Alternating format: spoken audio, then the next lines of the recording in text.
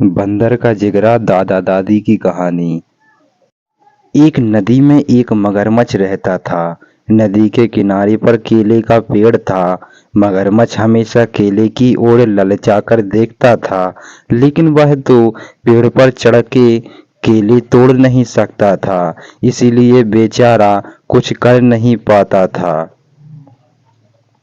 एक बंदर अक्सर मगरमच्छ को केलों के लिए ललचाते हुए देखता था। एक दिन उससे केलों का एक गुच्छा तोड़कर मगरमच्छ के लिए नीचे गिरा दिया। मगरमच्छ ने पेट भरकर केले खाए। फिर जो केले बचे उसको वह अपनी पत्नी के लिए ले गया। इस तरह बंदर और मगरमच्छ दोस्त बन गए।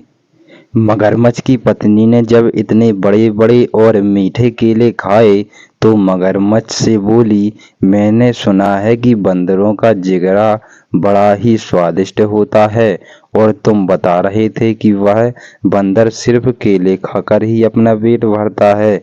जरा सोचो, ऐसे बंदर का जिगरा कितना मीठा और स्वादिष्ट होगा। तुम उसे किसी तरह यहाँ ले आओ, फिर हम दोनों आराम से बंदर का जिगरा खाएंगे।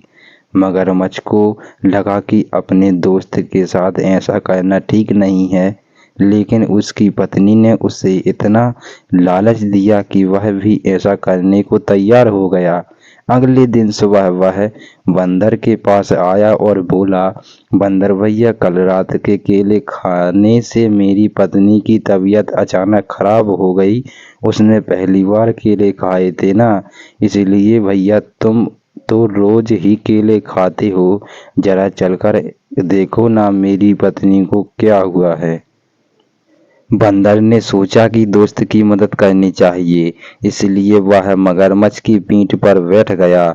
इतनी खुरदुरी और चुभने वाली चीज पर वह पहली बार बैठा था। जैसे ही वह मगरमच्छ के घर पहुंचा, उसने देखा कि मगरमच्छ की पत्नी तो बिल्कुल ठीक है। उसे अंदाजा लग गया कि जरूर कुछ गड़बड़ है। वह संभल कर बैठा रहा।